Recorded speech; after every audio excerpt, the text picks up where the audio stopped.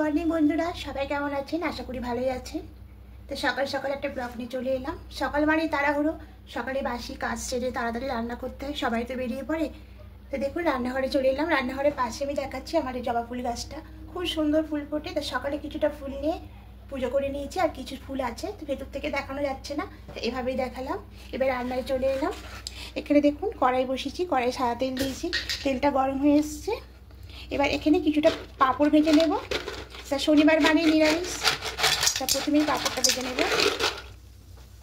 আর এদিকে রেখেছি বিউলির ডাল, আদা আর হলুদ দিয়ে, মানে হলুদ গুঁড়ো দিয়ে সেদ্ধ করে রেখেছি।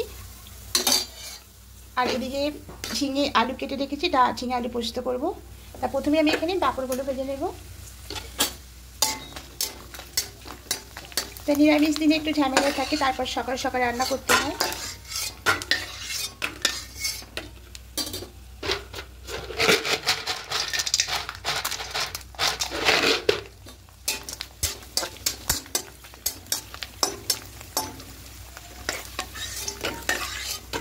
নিরামিষ দিনে পাঁপড় থাকলে খুব ভালো লাগে। পাঁপড়গুলো ভাজা হয়ে গেছে। এবার কড়াইয়ে তেলটা তুলে নিচ্ছি, যেহেতু সাদা তেলে পাঁপড়টা ভেজেছিলাম। এবার এখানে সামান্য একটু সর্ষে তেল দেব। এবার এখানে দেব 5 ফোড়ন আর রাঁধুনি ফোড়ন দেব, আর শুকনো লঙ্কা দেব, হিংদি দেব, দিয়ে একটু নাড়াচাড়া করে নেব। লঙ্কাটা খুবই পুড়ে পুড়ে এসছে, মানে ভাজাটা একদম হয়ে গেছে। এবার এখানে যে ডালটা রেখেছিলাম সেদ্ধ করে, এবার এই ডালটা এখানে দিয়ে দেবো।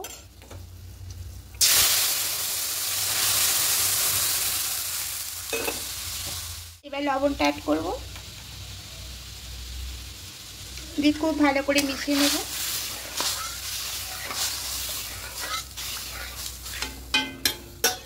ফুটতে শুরু করে দিয়েছে, এবার এটাকে নামিয়ে নেব।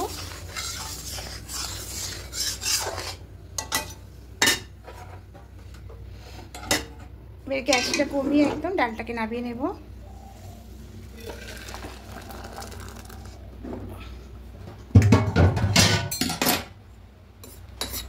বিউলির ডালটা একদম রেডি হয়ে গেছে। এবার কড়াইটা ধুয়ে নিয়ে পরিষ্কার করে নিয়ে এসেছি। এবার এখানে সর্ষের তেল দেব।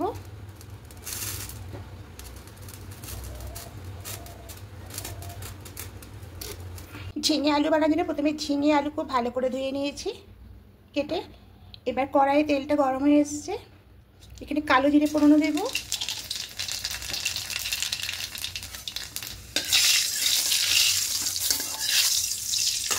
এবার ঝিঙে আলু একসঙ্গে দিয়ে দেব।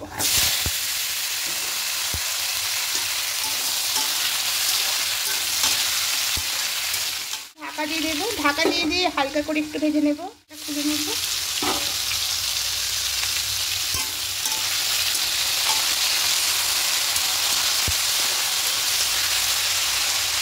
এবার এখানে সামান্য একটু হলুদ গুঁড়ো দেবো আর লবণটা অ্যাড করবো। দিয়ে খুব ভালো করে মিশিয়ে নেব।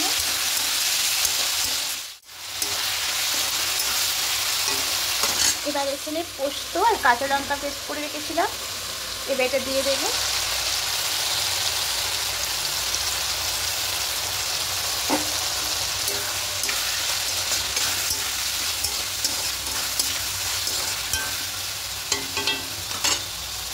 এবার মিক্সিতে জল দিয়ে, অনেকটা পোস্ত ছিল লেগে, তাই জলটা এখানে দিয়ে দেবো।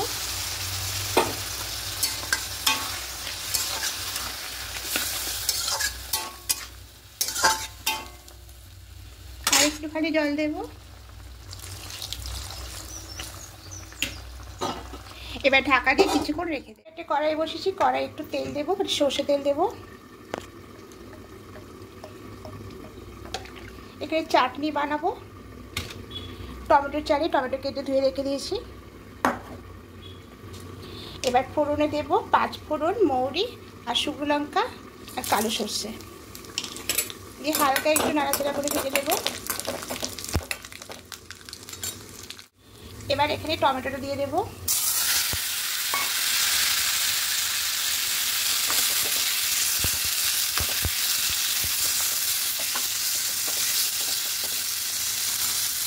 সামান্য একটু হলুদ গুঁড়ো আর পরিমাণ মতো লবণটা অ্যাড করবো, দিয়ে খুব ভালো করে মিশিয়ে দেবো। এবার গ্যাসটা একটু মিডিয়ামে রাখবো, গ্যাসের ফ্লেমটা একটু ঢাকা দিয়ে দেবো।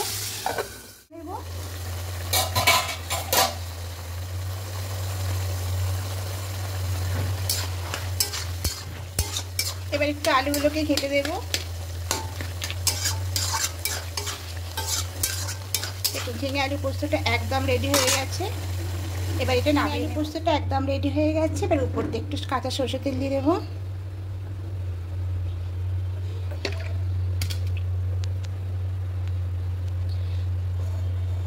নিরামিষ দিনে এরকম পোস্ত খেতে সত্যি বন্ধুরা খুব ভালো লাগে। টমেটোটা একদম সেদ্ধ হয়ে গেছে।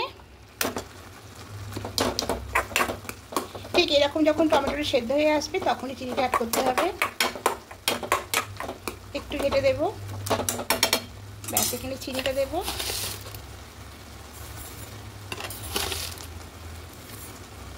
খুব ভালো করে মিশিয়ে নেব।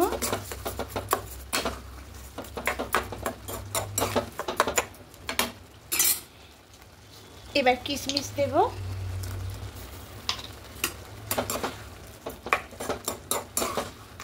একটু ফুটিয়ে নেব। চিনি থেকে জলটা তো বেরোবে, তাই একটু ফুটিয়ে নেব।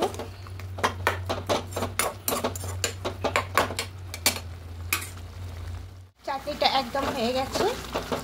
এবার একটু ভাজা মশলা দিয়ে দেবো। চাটনিতে ভাজা মশলা দিলে খেতে খুব ভালো লাগে। অবশ্যই বন্ধুরা ভাজা মশলা দেবে। আর এই ভাজা মশলাটা আমার বাড়িতেই তৈরি করা। এবার গ্যাসটা অফ করে এটা নামিয়ে নেব। পাত্রের মধ্যে নামিয়ে নিয়েছি। আবার উপর দিয়ে একটু সামান্য ভাজা মশলা ছড়িয়ে দেবো।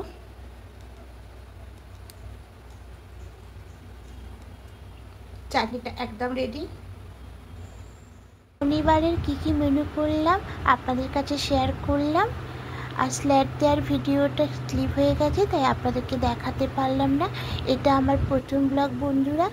যদি ভালো লেগে থাকে তাহলে আমাকে কমেন্টে জানাবেন আর উৎসাহ করবেন, আমার পাশে থাকবেন। আর নতুন বন্ধুর কাছে অনুরোধ করছি সাবস্ক্রাইব করে আমার পাশে থাকার জন্য। আগামীকাল আবার একটা নতুন কোনো রেসিপি নিয়ে চলে আসবো। আপনারা ভালো থাকবেন, সুস্থ থাকবেন। আজকের মতো টাটা।